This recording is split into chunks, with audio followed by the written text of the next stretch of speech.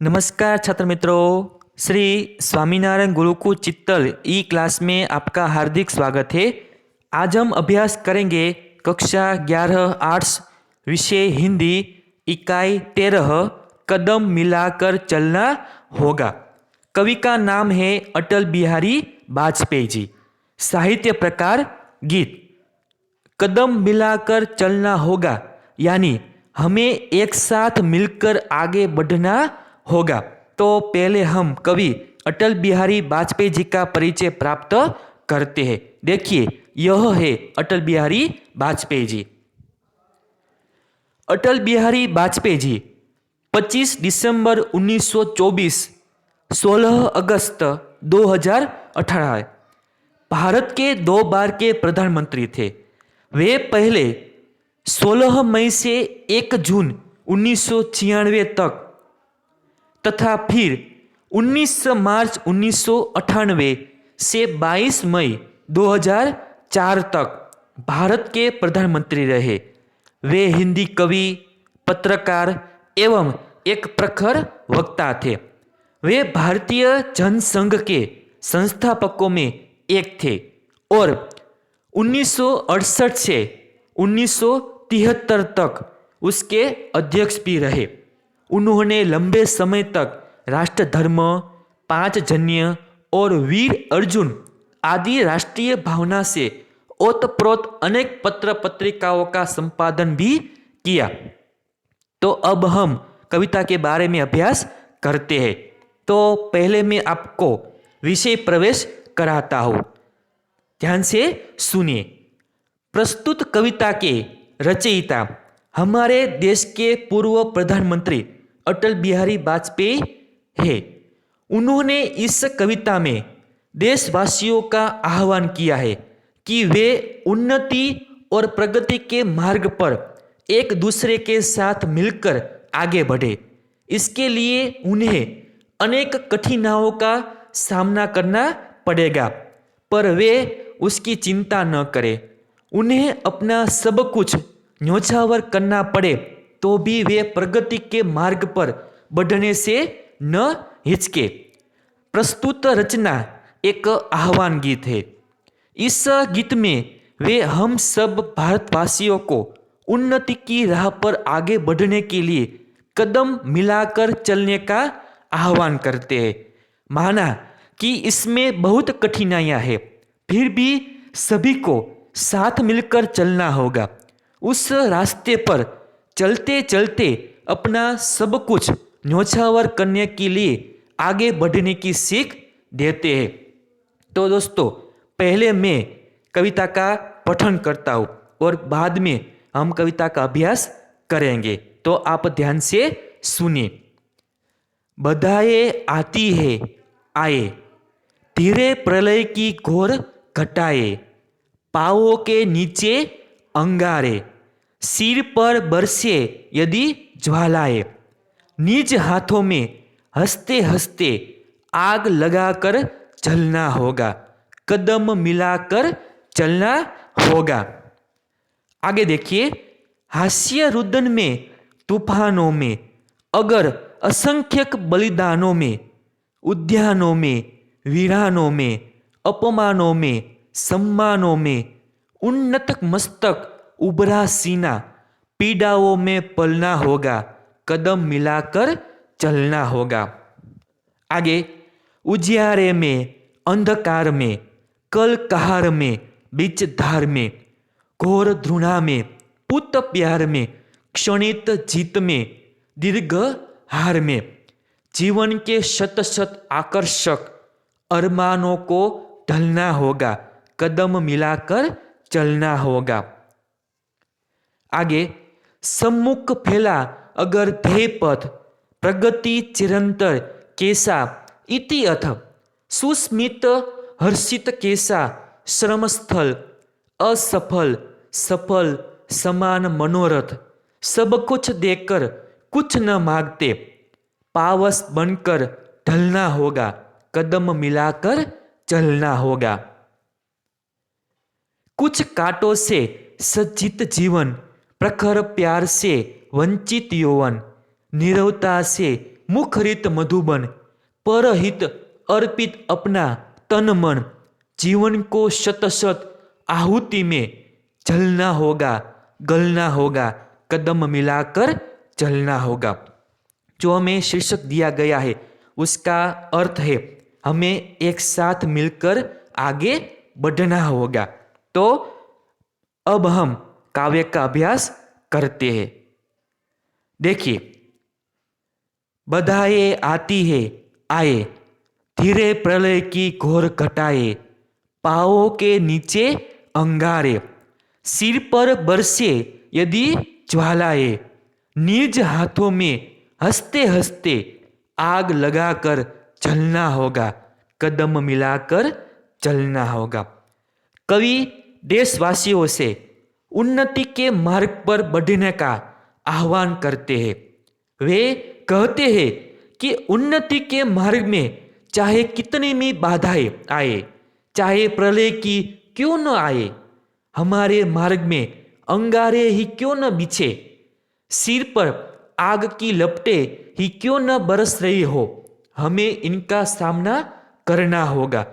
अपने हाथों में खुशी खुशी आग लगाकर हमें जूझना होगा, हमें एक साथ मिलकर आगे बढ़ना होगा।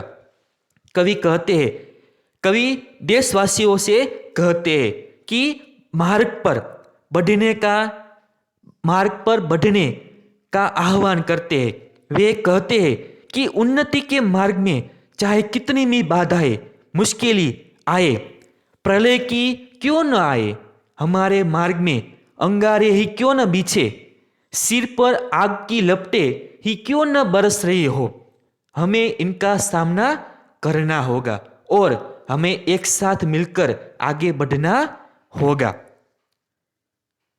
आगे, हास्य रुदन में, तूफानों में, अमर असंख्य बलिदानों में, उद्यानों में, वीरानों में, अपमानों में, सम्मानों में, उन्नत मस्तक उभरा सीना, पीड़ाओं में पलना होगा, कदम मिलाकर चलना होगा।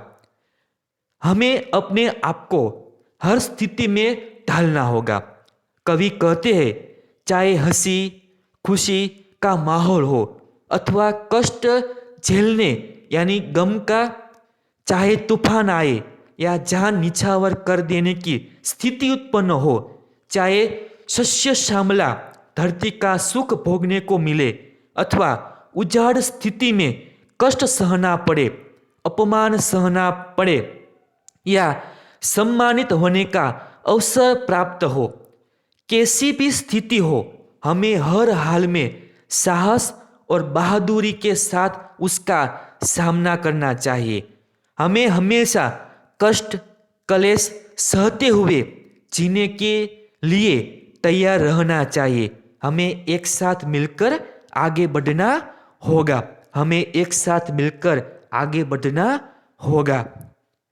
आगे कवि कहते हैं, उजियारे में, अंधकार में, कल कछार में, बीच धार में, घोर द्रोणा में, पुत प्यार में, क्षणित जीत में, दीर्घ हार में, जीवन के शत शत आकर्षक अरमानों को ढलना होगा, कदम मिलाकर चलना होगा। यानी हमारा मार्ग उजालों से भरा हुआ हो अथवा सामने अंधेरा हो, चाहे सामान्य स्थिति हो अथवा विपत्तियों का पहाड़ फाड़ पड़े, तृणा का पात्र बनना पड़े या फिर पुत्र जैसा प्यार प्राप्त हो, पल दो पल के लिए चित्त का सुख मिले अथवा दीर्घ काल तक हार का सामना करना पड़े, हमें इनकी परवाह नहीं करनी चाहिए। क्या हमें इनकी परवाह नहीं करनी चाहिए? चाहे हमें अपने अरमानों की बलि ही क्यों न देनी पड़े, पर हमें एक साथ मिलकर प्रगति के मार्ग पर आगे बढ़ना होगा, हमें एक साथ मिलकर आगे बढ़ना होगा। आगे कवि कहते हैं, सम्मुख फैला अमर ध्येय पथ, सम्मुख फैला अमर ध्येय पथ, प्रगति चिरंतर कैसा इतियथ, सुस्मित हर्षित कैसा श्रम स्थल, असफल सफल समान मनोरथ, सब कुछ देकर कुछ न मांगते, सब कुछ देकर कुछ न मांगते, पावस बनकर ढलना होगा, कदम मिलाकर चलना होगा। यानी कवि कहते हैं कि यदि उद्देश्य हमारे समक्ष हो, उद्देश्य हमारे समक्ष हो, तो हमें निरंतर प्रगति करके रहना चाहिए। उसमें आरंभ और समाप्ति का ख्याल हमें नहीं करना चाहिए। हमें सदा प्रसन्न रहना चाहिए और अपने चेहरे पर श्रम से थकान का नामो निशान नहीं लाना चाहिए। हमारे लिए सफलता और असफलता दोनों एक जैसी होनी चाहिए। हमें अपना सब कुछ निछावर करके किसी तरह की कोई आकांक्षा नहीं रखनी चाहिए। हमें वर्षा ऋतु की तरह सब पर सब कुछ निछावर करके रहना होगा। हमें सब लोगों के साथ कदम मिलाकर चलना होगा। आगे, कुछ कांटों से सज्जित जीवन, प्रखर प्यार से वंचित यौवन, नीरवता से मुखरित मधुबन, परहित अर्पित अपना तन मन, जीवन को शत शत आहुति में जलना होगा, गलना होगा, कदम मिलाकर चलना होगा। कवि कहते हैं कि हमें कांटों भरा जीवन जीना होगा। हमें जीवन में आने वाले दुखों की परवाह नहीं करना है। हमें प्यार स्नेह से रहित जीवन भले ही जीना पड़े, पर हमें बिना शिकायत किए आगे बढ़ना है। हमें अपना तन मन दूसरों की भलाई के लिए निछावर कर देना होगा। हमें एक साथ कदम मिलाकर चलना होगा, भले ही इसके लिए हमें अपना जीवन क्यों न त्याग देना पड़े। हमें एक साथ मिलकर आगे बढ़ना होगा। तो अब हम गुजराती में बात करते हैं, काव्य का अभ्यास करते हैं। जो पहला काव्य की शुरुआत की है, तो मैं आपको गुजराती में बताता हूँ। इसका गुजराती अर्थ क्या होगा, तो आप ध्यान से सुनिए। मैं बार बार फेराता रहूँगा, तो गुजराती में मैं बोलता हूँ। હવે કવિ દેશવાસીઓને ઉન્નતિના માર્ગ પર આગળ વધવાનું આહ્વાન કરે છે। તેઓ કહે છે કે ઉન્નતિના માર્ગમાં ભલે ગમે તેટલી મુશ્કેલીઓ આવે, ભલે પ્રલય કેમ ન આવે, આપણા માર્ગમાં અંગારા જ કેમ ન છવાયા હોય, મસ્તક પર આગની જ્વાળાઓ કેમ ન વરસતી હોય, આપણે એ બધાનો સામનો કરવાનો છે। આપણા હાથ પર રાજી ખુશીથી આગ લગાડીને ઝઝૂમવાનું છે। આપણે એક સાથે કદમ મિલાવીને આગળ વધવાનું છે। આગળ જુઓ તમે, તો આનો ગુજરાતી અર્થ શું થાય છે, તો હું તમને જણાવું છું, તમે ધ્યાનથી સાંભળો। તો આપણે પોતાની જાતને દરેક સ્થિતિમાં ઢાળવાની છે। કવિ કહે છે કે ભલે આનંદ પ્રમોદનું વાતાવરણ ભોગવવાનું હોય, ભલે દુઃખ સહન કરવાનું હોય, અથવા ભલે તોફાન આવે, અથવા જાન કુરબાન કરવાની સ્થિતિ આવી પડે, ભલે ધાન્યથી લીલીછમ ધરતીનું સુખ ભોગવવા મળે, અથવા ઉજ્જડ સ્થિતિમાં દુઃખ ભોગવવા પડે, અપમાન સહન કરવા પડે, અથવા સન્માનિત થવાનો અવસર પ્રાપ્ત થાય, ગમે તેવી સ્થિતિ હોય, આપણે દરેક હાલતમાં સાહસ અને બહાદુરીથી તેનો સામનો કરવો જોઈએ। આપણે હંમેશા કષ્ટ કલેશ સહન કરતા જીવવા માટે તૈયાર રહેવાનું છે। આપણે એક સાથે મળીને આગળ વધવું પડશે। આગળ, આપણો માર્ગ અંજવાળાથી છવાયેલો હોય અથવા સામે અંધારું હોય, ભલે સામાન્ય સ્થિતિ હોય અથવા વિપત્તિઓનો પહાડ ખડકાઈ જાય, ધૃણાપાત્ર બનવું પડે કે પુત્રવત પ્રેમ પ્રાપ્ત થાય, પળ બે પળ માટે ચિત્તનું સુખ મળે અથવા લાંબા સમય સુધી હારનો સામનો કરવો પડે, આપણે તેની પરવા ન કરવી જોઈએ.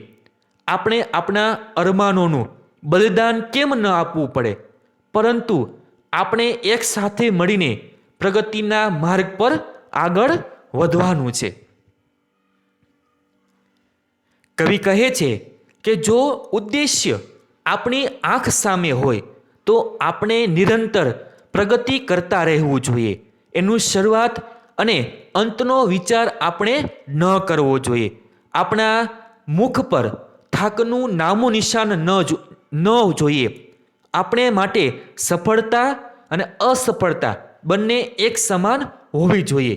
આપણે આપણું સર્વસ્વ કુરબાન કરીને કોઈ પણ પ્રકારની કશી આકાંક્ષા ન રાખવી જોઈએ.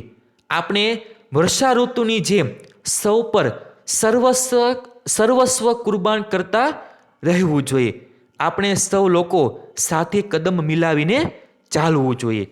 અને અંતમાં કવિ કહે છે કે આપણે કાંટાઓથી છવાયેલું જીવન જીવવું પડશે. આપણે જીવનમાં આવતા દુઃખોની પરવા કરવાની નથી.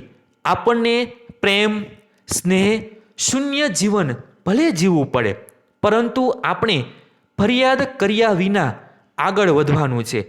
આપણે પોતાનું તન મન બીજાઓના ભલા માટે કુરબાન કરવાનું છે. આપણે એક સાથે કદમ મિલાવીને ચાલવાનું છે, ભલેને તેને માટે પોતાના જીવનનો ત્યાગ કરવો પડે.